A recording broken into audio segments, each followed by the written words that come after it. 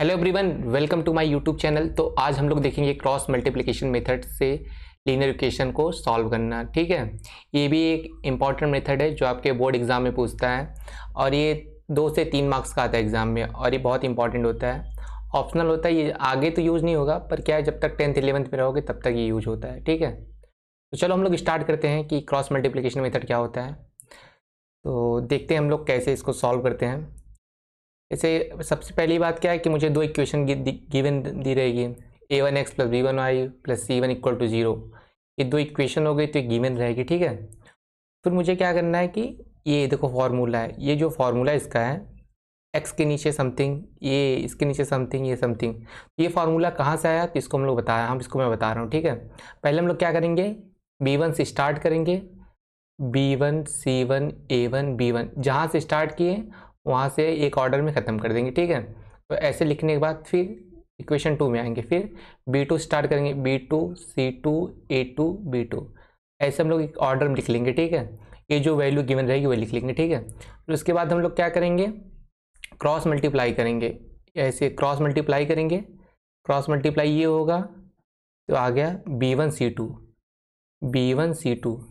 Minus b2 c1 minus b2 c1। ठीक है, मतलब जो ऐसे ऐसे जो एरो जा रहा है वो आगे रहेगा और ये जो रहेगा वो पीछे, मतलब सब्ट्रैक्ट होगा। ठीक है, फिर देखो y में देखो, y में क्या है, ये वाला a2 c1 minus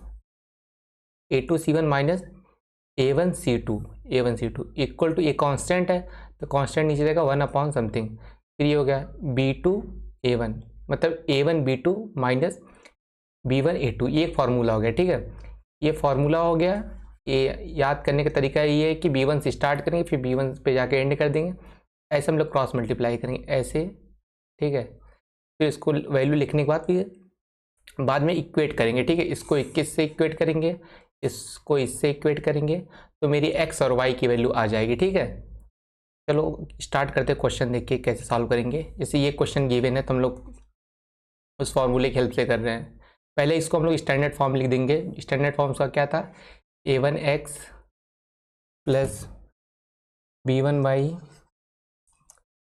plus c1 equal to 0। ठीक है, तो सबको पूरे नंबर को एक साइड ला देंगे। ठीक है, 2x plus y minus 5 equal to 0, 3x plus 2y minus 8 equal to 0।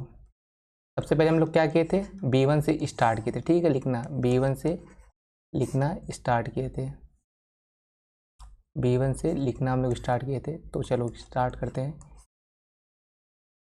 b1 मतलब a1 हो गया, b1 हो गया, c1 हो गया।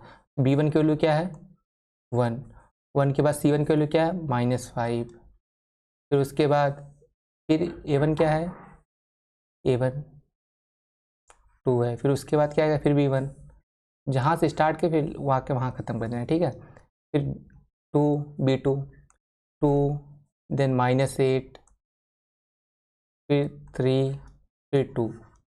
अब देखो ऐसे क्रॉस मल्टीप्लाई हम लोग करना है, तो -8 इंटू 1 कितना होगा -8, फिर माइनस, यहाँ हम लोग माइनस लगा देंगे। ठीक है, माइनस लगा देंगे, -2 इंटू -5, 2 इंटू -5 -10 हो जाएगा। ठीक है, और फिर इसके बाद हम लोग ये करेंगे, इसको क्रॉस मल्टीप्लाई करेंगे, -5 इंटू 3 -15, फिर -8 इंटू 2 -16, ये -16 हो जाएगा। ठीक है, और फिर इसके बाद 2 इंटू 2 4 -3 इंटू 1। ठीक, अब इसको चलो सॉल्व करते हैं हम लोग। ये -8 और ये माइनस और ये माइनस, तो माइनस माइनस प्लस हो गया, तो +10 -8, तो x/2 हो जाएगा। और ये y -15 और +16, -15 +16 +1 हो जाएगा। ठीक है, क्योंकि माइनस माइनस क्या हो जाएगा, प्लस हो जाएगा, मल्टीप्लाई होगा तो, और 1/1। देखो इसको इक्वेट करते, एक बार इससे करेंगे और एक बार इसको इससे करेंगे, x/2 equal to 1/1, cross multiply हो जाएगा तो x equal to 2, x equal to 2, तो ये हमारी ए एक्स की वैल्यू आ गई। और y की वैल्यू क्या, y बाई 1 इक्वल टू 1/1, दोनों साइड 1 तो y की वैल्यू 1 आ जाएगी। ठीक है, y बाई 1 इक्वल टू 1/1, तो y is equals to 1। I hope आप लोग को समझ में आया होगा। पहले हम लोगों ने क्या किया कि जो स्टैंडर्ड फॉर्म है उसको लाएं, स्टैंडर्ड फॉर्म में लाने के बाद हमने उसको b1 c1 a1 b1 से स्टार्ट किया, फिर ऑर्डर से नंबर हम लोगों ने यहाँ लिख दिया। ठीक है, यहाँ नंबर लिख दिया ऑर्डर से, फिर ऐसे हम लोग क्रॉस मल्टीप्लाई किए, ये पहले लिखें, फिर माइनस ये, फिर ये, फिर माइनस समथिंग, फिर ये, तो ऐसे करते करते ये वाली वैल्यू आई, ये भी बाद में इक्वेट कर दिया तो आंसर आ गया। अगर आप चाहते कि फार्मूला आपको याद ना करना हो तो मेरे पास एक भी बहुत अच्छी टेक्निक है। ठीक है, DLF मतलब डोंट लर्न फार्मूला। ठीक है, चलो स्टार्ट करते हैं। इसमें क्या है कि अगर मुझे जैसे लिखना है एक्स की वैल्यू निकालनी है, अगर यहाँ नीचे क्या आएगा, पहले हम लोग क्या करते थे b1 लिखते थे, फिर c1 ऐसे ऑर्डर में। अब क्या करें, अगर मुझे x लिखना है तो x वालों को छुपा देंगे। x मतलब ऐसे कि ये पूरा आ गया, अब इसको छुपा देंगे, इसको छुपा देंगे।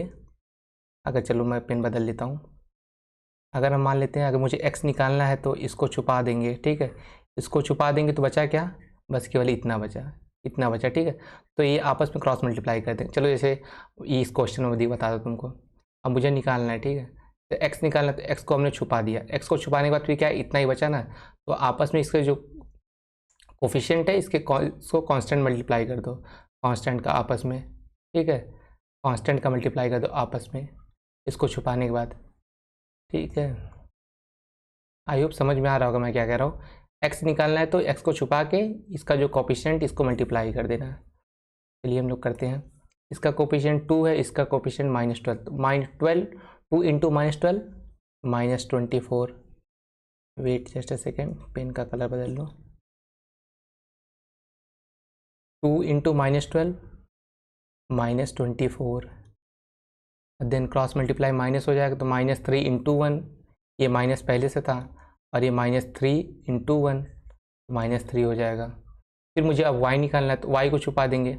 अब जैसे हम लोग y को छुपाएंगे फिर अब क्या बचा, ये वाला पोर्शन बचा और ये वाला पोर्शन बचा, तो इसका कोफिशिएंट 1, इसका कोफिशिएंट -12 इंटू 1 -12, बस -12 इंटू 1 फिर 2 इंटू 1, यहाँ माइनस फार्मूले के पहले था तो 2 इंटू 1 2 हो जाएगा।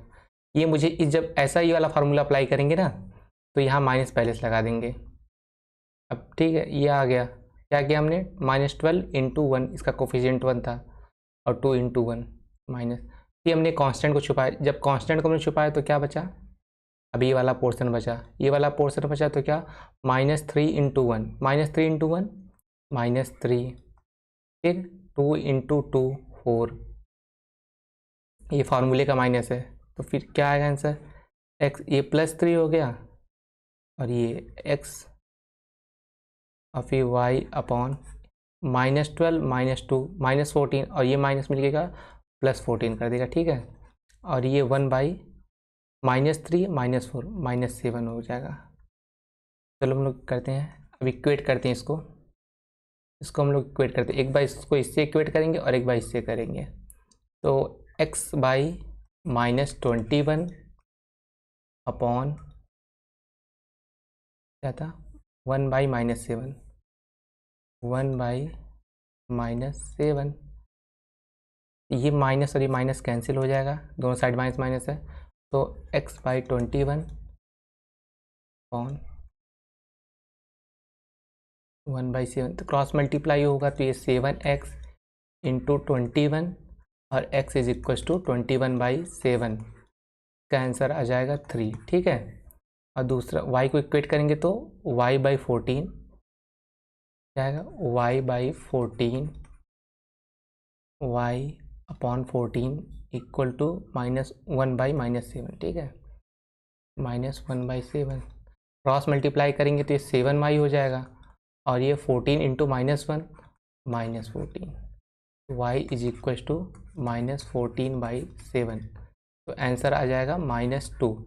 हमने क्या किया है, जब मुझे x लेना था तो मैंने x को छुपा के रिमेनिंग कांस्टेंट को मल्टीप्लाई कर दिया, क्रॉस मल्टीप्लाई। ठीक है, रिमेनिंग कांस्टेंट, फिर जब y लेना था, y फाइंड करना था, y को छुपा के ये रिमेनिंग कांस्टेंट को मल्टीप्लाई कर दिया, ठीक है। अभी जब कांस्टेंट को लेना था तो इसको छुपा के हमने ऐसे मल्टीप्लाई कर दिया, ऐसे जब y को लेना था तो इसको छुपा के इसको मल्टीप्लाई कर दिया।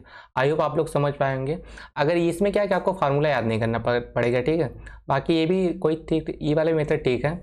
हम लोग b1 से स्टार्ट करेंगे, b1 c1 a1 b1 b2 c2 a2 b2, ऐसे लिखने के बाद मान लो आप भूल गए कि कहाँ से स्टार्ट करना था, फिर आपको याद नहीं हो पाएगा, ठीक है। तो ऐसे आप ये भी फॉलो कर सकते हो, यही फॉलो करना वैसे अभी एग्ज़ाम में, ये सबसे बेस्ट तरीका है। और बाकी अगर आपको कोई डाउट आता है तो आप कमेंट सेक्शन में कमेंट करके पूछ सकते हैं। इस मेथड में बस एक डिफरेंस है कि जब ये लिखेंगे तो पहले से एक माइनस का साइन रहेगा, ठीक है। आंसर देखो दोनों सेम आएगा, ऐसा नहीं कि मेथड डिफरेंट बदलेगा तो आंसर नहीं आएगा। थैंक यू फॉर वॉचिंग, और सब्सक्राइब करना ना भूलना, और अपने दोस्तों के बीच में इसको शेयर करते रहना ताकि